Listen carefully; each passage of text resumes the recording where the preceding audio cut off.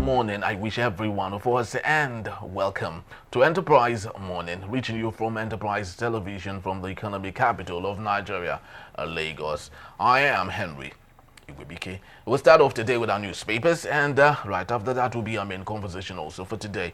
Please do well to be part of what we do. Have a say in what we say. You can always find and reach us at enterprisetvnews.com. You may equally like, comment, and follow us on all our social media platforms at Enterprise TV7.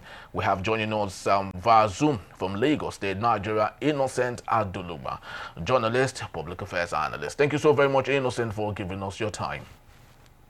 Good morning. My pleasure to be here. Thank you so very much. So let's start off with the Daily Trust newspaper.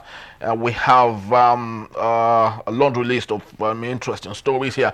No automatic tickets for National Assembly members, and that's coming from the APC. On the bottom strip of the Daily Trust newspaper, Tinubu Matawale should be commended for reinvigorated Navy.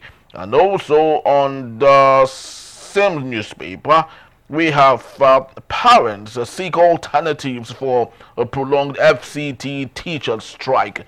But our talking point, we would love to head on to from the Daily Trust newspaper. Army chiefs relocate to Benue as 270 killed in 2 months. Innocent Adolugba, is this coming too early or is it coming too late?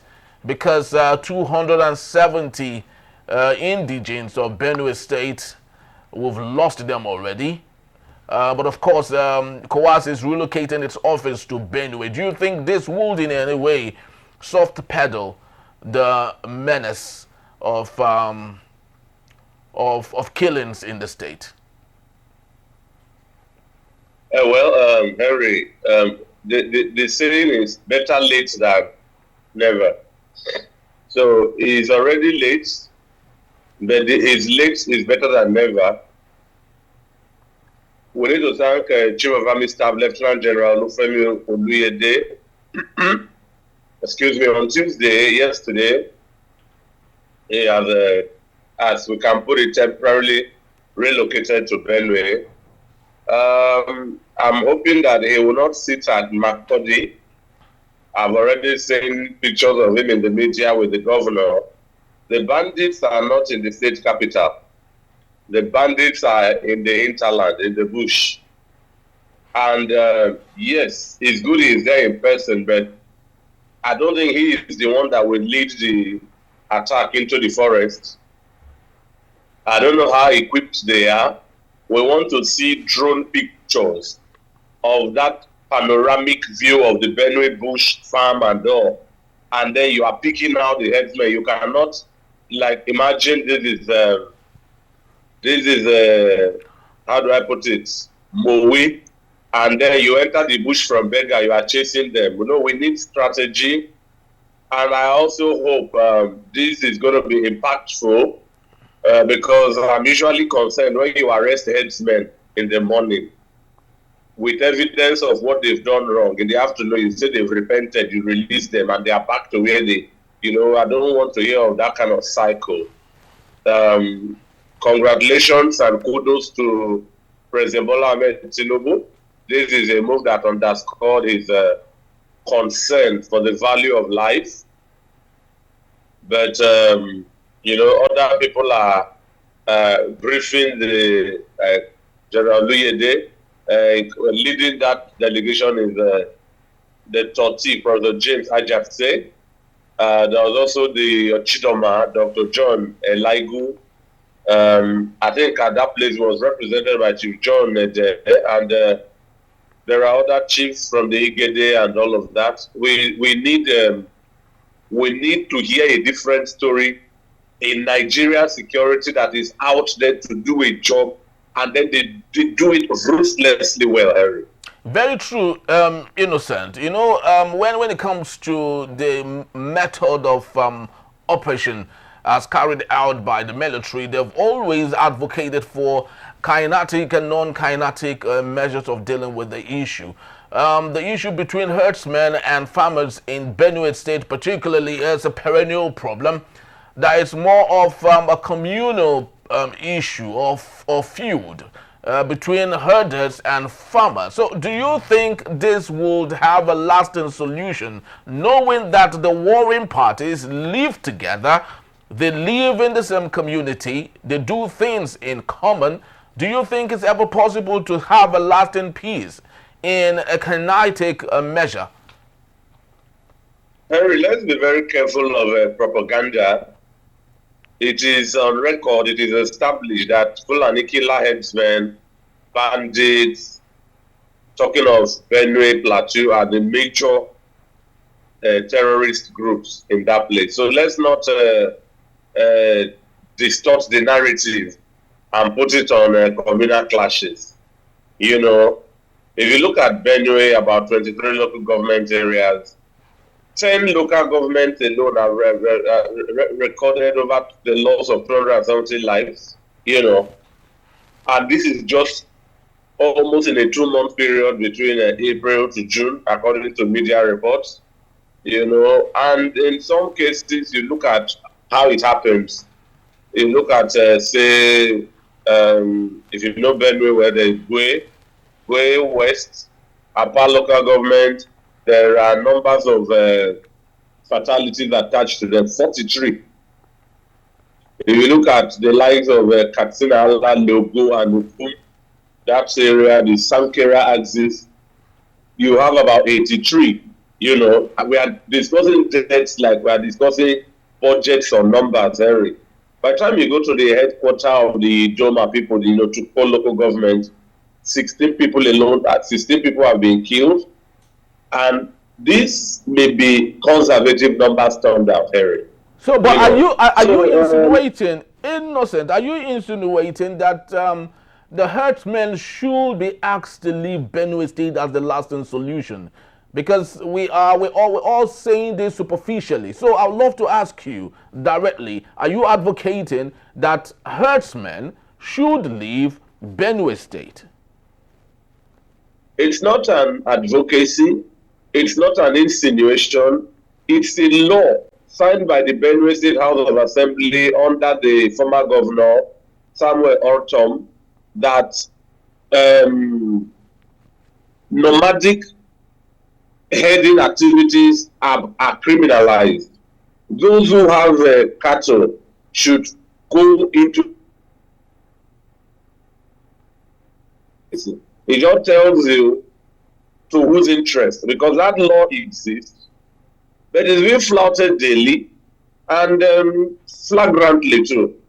So as we speak, Benue goes with that acronym, Food Basket of the Nation, which tells Nigerians that there is a solution to hunger in Nigeria, in Benue, with regards to food production. But these farmers are killed, threatened, infants, harmless women, killed, mutilated. It's all over. The media is awash with all of that. So it will be safe that these people who claim a heading route pack themselves into a ranch. I mean, this is 2025 area where Nigeria is not a country for early men or the Iron or Stone Age. Globally, including dairy countries, prominent ones, especially in the South Pole, Argentina, Australia, New Zealand, they are all there in the ranches. You go to Europe, who you want to be like, or the Americas, your cattle are in ranches.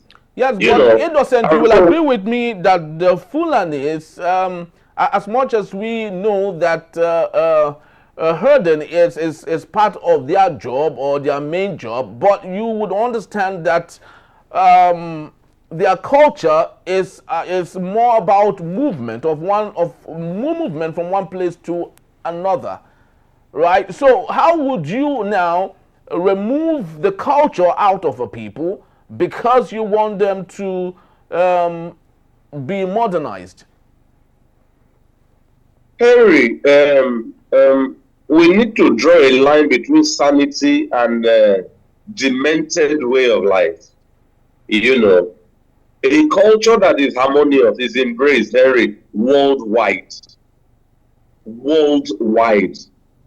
The Christmas culture by the Christians is celebrated by Muslims. I saw the Liverpool Egyptian icon Mohammed Salah celebrating Christmas 2024, not necessarily converting to Christianity, if you get me.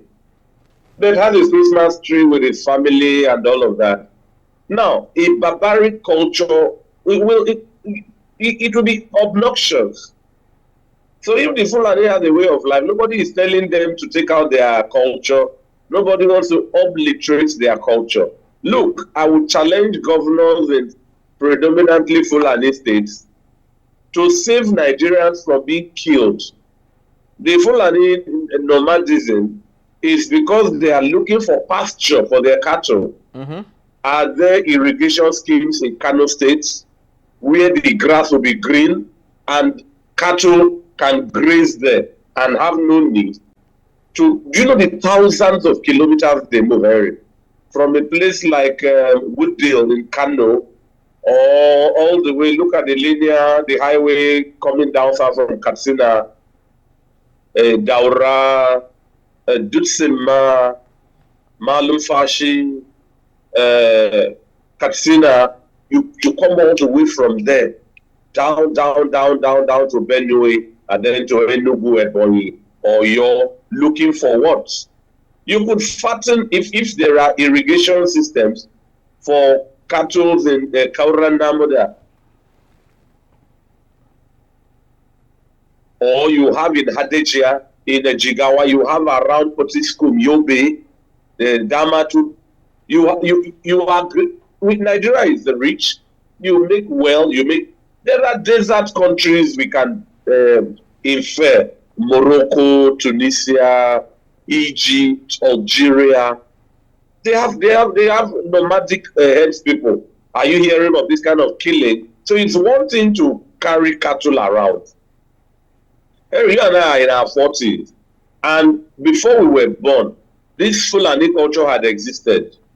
Were they killing like this from all the while? Why is it prominent now, Harry? It's not a cultural thing. All right. It's not a cultural thing. It's an agenda thing. All right. And they know in whose interest they are serving. Very, very true. Of course, obviously, they have been there. They have lived with the people of Benue, the people of Plateau State for a very long time, the people of Taraba. And we've never experienced these in the 80s, in the 90s. And one would wonder why we would see some of these things, happening. Safe to say there are gypsies all over the world, people who move from one place to another. The Fulanis are like the gypsies of West Africa. But of course, that does not give them the guarantee of killing and not having a communal relationship with their host community. But Innocent, let's take a look at another issue, but this time with the FCT. Parents seek alternatives over prolonged FCT teachers strike. We have one of Tinubu's henchmen, Yesem Wike, who of course has been touted to be a very hard-working minister with this administration. But don't you think it's really despicable and laughable that common allowing teachers go back to work, paying them well, is an issue for the FCT? Harry, there is something that comes to my mind. Maybe I'm digressing, The Abuja teachers have issued a 7-day ultimatum, and then you look at how much are the teachers' salary?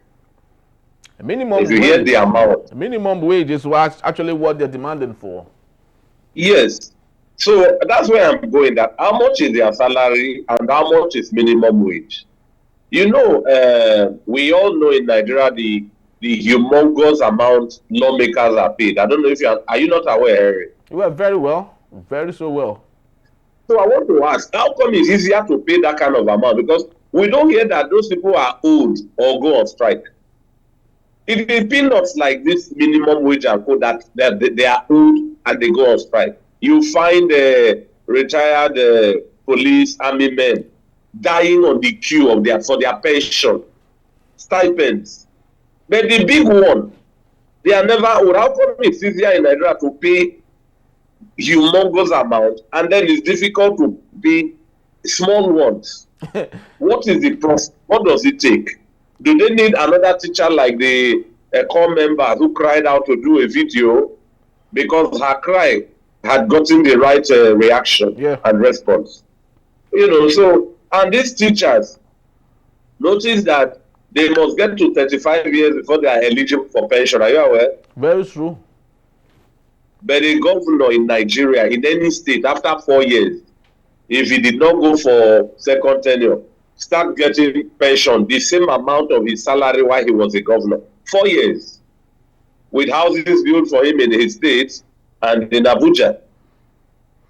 So you can look at the disparity. I wonder, among your children, my children, the core members now, are there people who will beat their chest and say what they want to become after graduation is to become teachers? With this kind of treatment being meted around, Henry? Is it inspiring? It's actually very unfortunate, Innocent Aduluba. And this reminds me of Pastor Omoeno, who said while he was addressing his people that his commissioners, either they like it or not, it is non-negotiable. He can't negotiate with people like them. But of course, he said he can negotiate with the State House of Assembly members of the state. So I would love to believe that for Nigerian politicians, our teachers, whatever it is they are looking for is not negotiable. But of course, for the politicians, like you rightly said, they can take home their humongous salaries because matters to them is very negotiable. Look, Eric, have you ever heard that the politicians are old? Yes, they are never old. They never. Okay, compare what they get with what this stipend from the and you see now, it's a burden on parents in the FCT. It's a burden on parents. So a lot now who couldn't afford private schools are now looking for the kind of private schools they can afford. This is failure of government. And this, I don't know, was this mentioned as part of the achievements of the midterm of the president across 2 years for education? Of course, it wouldn't be mentioned. It would not be there. This is the sad reality. And while we have lots of budget for the FCT, we hear some weaker constructing here and constructing there. But as minute as ensuring that teachers in the FCT, the vulnerable amongst us, are able to get their salary so that children whose parents cannot afford private schools can send their children to school, they are all being deprived. And this might not really be significant now, but in the future, Innocent, then you would begin to see the repercussions of some of these things. Most definitely. But let's get to other matters just before we call it a wrap on this particular segment. On the Vanguard newspaper, anti-kidnapping protest on easy calm as soldiers, policemen take over Abraka. Innocent Aduluba, it's been very ruthless, the kind of stories you hear from Abraka right now. People are kidnapped like they mean nothing. And even when families of the kidnapped pay their ransom, those that are kidnapped do not come back home. In fact, we have stories that their parts, some of their parts, the human parts, are missing when the corpses of some of these kidnapped people are found. How despicable is this situation in Delta State? Henry, I don't know if you have looked at the Vanguard headline about this yesterday. Do you know how it's a direct one? Security agents open fire on residents protesting ceaseless kidnappings. Yeah. That's the headline. And you wonder, a place like Ethiopia, local government area, Abraka is also the seat of or the location of a Delta State University. This tells you the value of the human life, the value of the electorate, the value the government places for the respect of human rights in Nigeria. The situation is clear. People took to the streets without arms to protest and draw the attention of the government to ceaseless kidnappings in their community. I'm sure the government has not told us that they may have criminalized armless protests without making it a fiat. So the government is looking for good image. The outside world should not see us as protesting anything. Nigeria is fine. We can't pay. So any kind of protest, this is not a protest of fuel or election. This is a protest about the value of human life. It's a sustainability drive. Stop kidnapping our people. And the next thing, the public relations officer, the police public relations officer in the state, Bright Edafe, and he confirmed in that Vanguard report that the commissioner of police in the state, Olufemi Abaniwanda, was the one who directed the area commander to handle the situation. And look at how it has been handled. Their mission, their aim was to disperse protesters. The protesters that converged, what harm did they constitute for you to go to disperse them, leading to gunshot? Because if you disperse a protester who does not want to leave, you will feel, since you are carrying arm and your voice did not give, Bertrand Russell says power is the ability to produce intended results. The elementary definition of power in political science is power is the ability to compel somebody to do what they would not have done. Bertrand Russell says power is the ability to produce intended results. And these military people were carrying arms. Their aim was to disperse the crowd. The crowd refused to yield to their vocal instructions, and they used arms to produce intended results. And the rules of engagement, force must be the last option. Now, in what way did we get to force? Yes. Do you think Sheriff Oborowori is losing focus? He's more concerned about how to have his stay in APC rather than ensuring that security, which is the primary responsibility of government, is adhered to. But just before you answer that, I would equally love to ask you, still regarding Sheriff Oborowori, if you notice, all the insecurity that used to ravage Anambra State, Professor Chukwuma Soludo has been able to deal with that. No, some of those people have all migrated to Delta State. Now, do you think Sheriff Oborowori is lukewarm about some of these issues and therefore more concerned about politics and joining the APC than securing his state? Henry, we both know that politics is at play in Delta, but the kind of government we run in Nigeria leaves much to be desired. Does Sheriff Oborowori control any Delta State police? Let's cut him some slack. His defection into the APC is a different topic. But if you look at the story, and I have narrated to you, there is a police PRO, there is a commissioner of police, all of them in the hierarchy of command to the Inspector General of Police. Sheriff Oborowori will be a spectator. With being a chief security officer of the state, he is the substantial chief security officer of the state. So what security apparatus, Henry, is within the control of the Delta governor? What is the name of that security apparatus?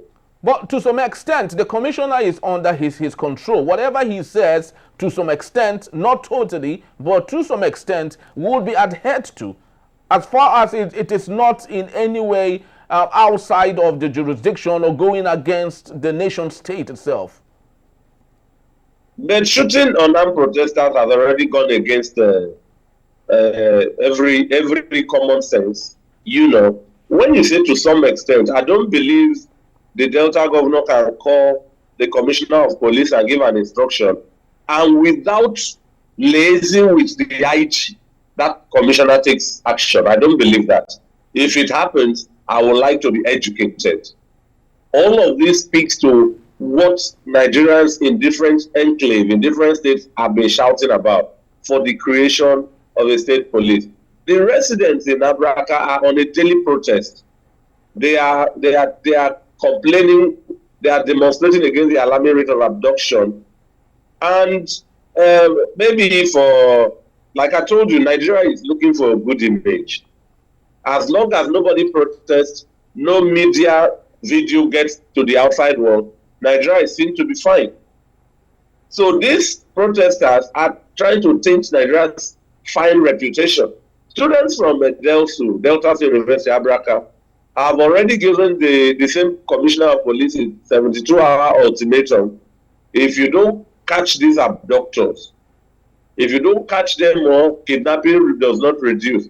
The students will join this. For now, the Abraka residents who are on daily protest. You know how it is when students get involved. Students are radical. Students are enlightened. Students are stubborn. You don't just threaten student protest with gun. And as we see, if the students eventually join, many parents are on their way to mourn their children. If this kind of spate of police shooting goes on, I don't know why in Nigeria somebody protests on the road for a right, and the quickest solution of the security does is to shoot them. These people who have killed, I'm speaking to people of Abraka. Where is Barrister Evans Tufeli? They should look for the identity of these people and sue them. And name the offense of the protesters.